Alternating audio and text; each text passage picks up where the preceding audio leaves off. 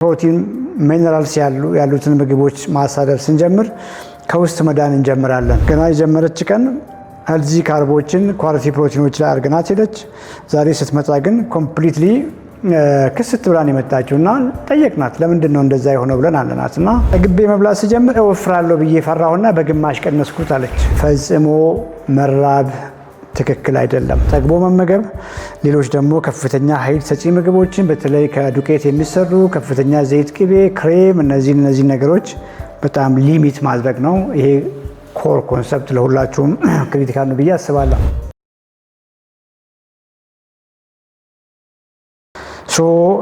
ኦልሞስት 86ቱም 87ቱም የሜታቦሊክ ሪኮምፕ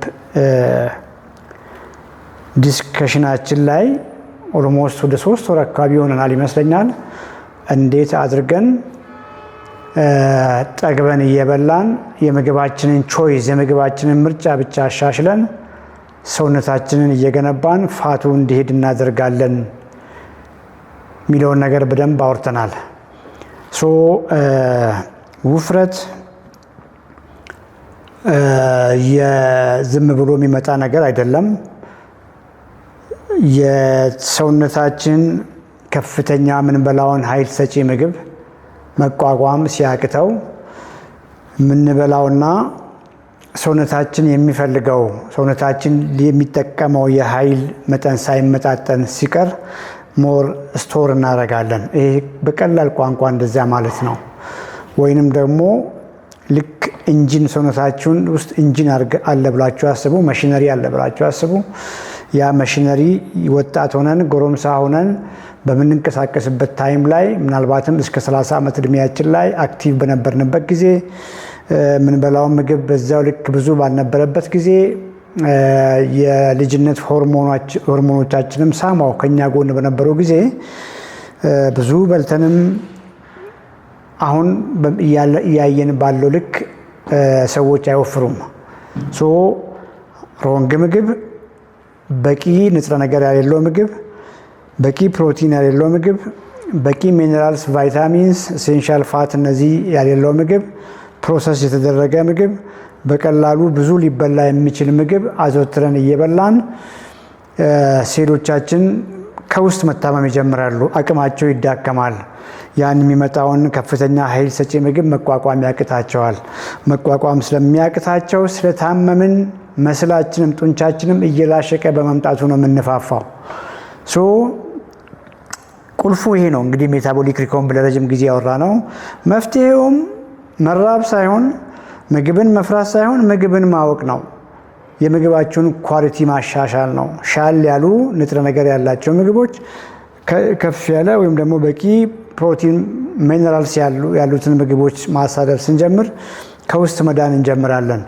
ጡንቻችን ደህና ይሆናል። በተለይ እሱ ላይ የጡንቻ ስፖርት ስንጨምር ጡንቻችን ደህና ይሆናል።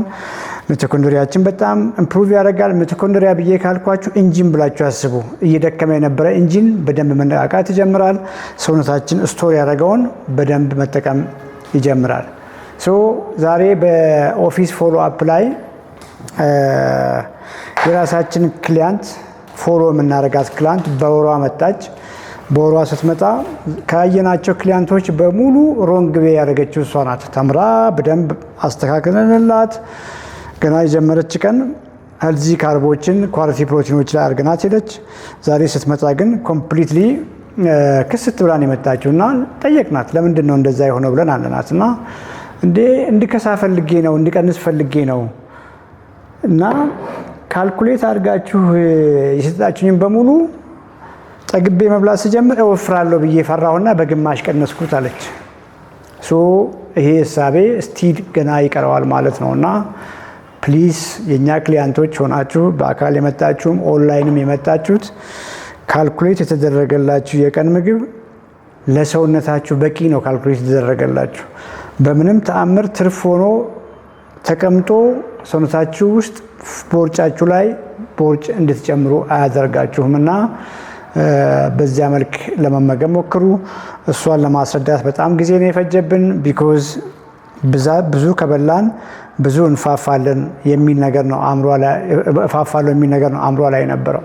ምክንያቱም መጀመሪያውኑ ለረጅም ጊዜ ራሷን እየገሰጸች ነው የኖረችው። ራሷን ደካማ አርጋ እየቆጠረች ነው የኖረችው። ብሌም እያደረገች ነው የኖረችው። አፕታይቴን ወይም ደግሞ ስሜቴን መክታት አልችልም፣ ረሃብ መቆጣጠር አልችልም ስትል ነው የኖረችው። ቢኮዝ ብዙ ነገር ሞክራለች እቺ ልጅ። ከዚህ በፊትም ምግብ እየቀነሰች ትከሳ ነበር። ከተወሰነ ጊዜ በኋላ ይርባታል። በጣም ስለምርባት ደግሞ እንደገና ሞር ትበላለች፣ ብዙ ትበላለች፣ መልሳ ትወፍራለች። እንደዛ ሳይክል ውስጥ ነው የኖረችው እና ይሄንን ለማስረዳት በጣም ጊዜ ነው የፈጀብን። ይሄ ቁልፍ ኮንሰፕት ነው ማለት ነው። ሌላው ጠዋት እየመጡ ይሄንን አሁን ብላችሁን ፖስቶች ያሉ ጠዋት እንግዲህ ዛሬ ፌስቡካችን ላይ ከፖስቶች ውስጥ አንዱ ነው። የተወሰነ መንገድ ወክ አድርጌ የመጣው ዘን በራይድ ነው የመጣሁት እና እንደ አጋጣሚ ራይዱ ድራይቨር እንደገባው አወቀኝ። በጣም ነው የምከታተልህ አለኝ። የባንተ መንገድ ነው የምመገበው አለኝ። በጣም ብዙ ነገር እያወራን መጣን። በዛ አጋጣሚ ሳየው ስጠይቀው እያደረገ ያለው ነገር ኮምፕሊትሊ ትክክል አይደለም። ሶሻል ሚዲያ ላይ ዩቲዩባችን ላይ ቲክቶካችን ላይ በደንብ ይከታተላል፣ ግን የተወሰነችውን ፖይንት ብቻ ነው የያዘው። ሮንግ እያደረገ ነው የነበረው። ብዙ ነገር አወራን። እዛ ታክሲው ላይ ብዙ ነገር ዲስከስ አድርገን ትክክል እያደረገ እንዳልነበረ ተረዳና የተወሰነው ነገር ግንዛቤ ላስጨብጠው ሞከርኩ። ፈጽሞ መራብ ትክክል አይደለም። እየተራብ ነው፣ ብዙ ጊዜም የወፈር ነው፣ ብዙ ጊዜም አወራለሁ። ሰውነታችን ፈጽሞ የማይቋቋማቸውን ምግቦች በመመገባችን ነው። ከመጀመሪያኑ ጀምሮ ዛሬ በምናወራው መልክ የምግብ ዋናው ዓላማ ሰውነት የሚፈልገውን ነገር በበቂ መጠን ማቅረብ ነው። የምግብ ሁለተኛው ዓላማ ደግሞ ሰውነት ኤክሰስ የሆነ ኤነርጂ ተሰጥቶት ስቶር እንዳያደርግ ማድረግ ነው። የኛ አመጋገብ ግን በጣም የዚህ ተቃራኒ ነው። በቂ ፕሮቲን ያለው ምግብ፣ ከፍተኛ ካርቦሃይድሬት፣ ከፍተኛ ፋት አርገን ለረጅም ጊዜ ነው የምንበላው። ከዛ ውጭ ደግሞ የኤክሰርሳይዝ ሀቢታችንም በጣም ደካማ ነው።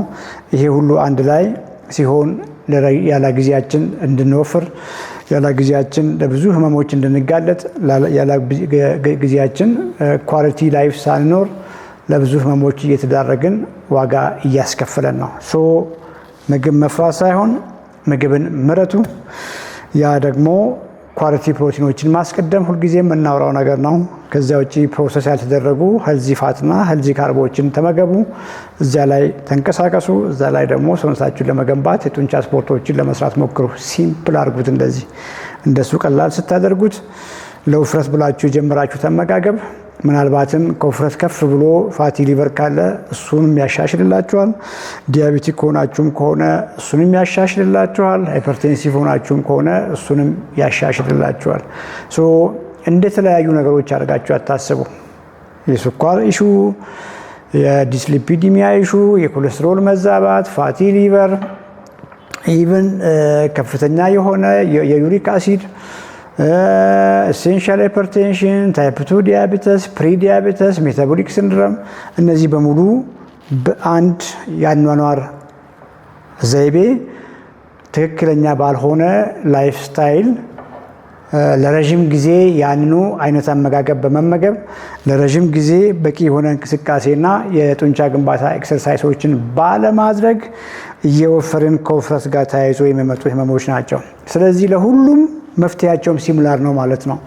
ይህንን ምሎ በምክንያት ነው እና ሰዎች የሚረዱት ግፊት ካለባቸው ሌላ አይነት መንገድ ወይም ደግሞ ዲያቤቲክ ሲሆኑ ሌላ አይነት መንገድ፣ ከነዚሁ ጋር በተያያዙ የደም ስሮች ኢሹ ካለ ሌላ መንገድ፣ ፋቲ ሊቨር ካለ ሌላ መንገድ አድርጎ የማሰብ ነገር አለ። እንደሱ አይነት ነገር የለምና ራይቱ መንገድ ሰውነታችሁ የሚያስፈልገውን ነገር በበቂ ሁኔታ ጠግቦ መመገብ፣ ሌሎች ደግሞ ከፍተኛ ኃይል ሰጪ ምግቦችን በተለይ ከዱቄት የሚሰሩ ከፍተኛ ዘይት፣ ቅቤ፣ ክሬም እነዚህ ነገሮች በጣም ሊሚት ማድረግ ነው። ይሄ ኮር ኮንሰፕት ለሁላችሁም ክሪቲካል ነው ብዬ አስባለሁ።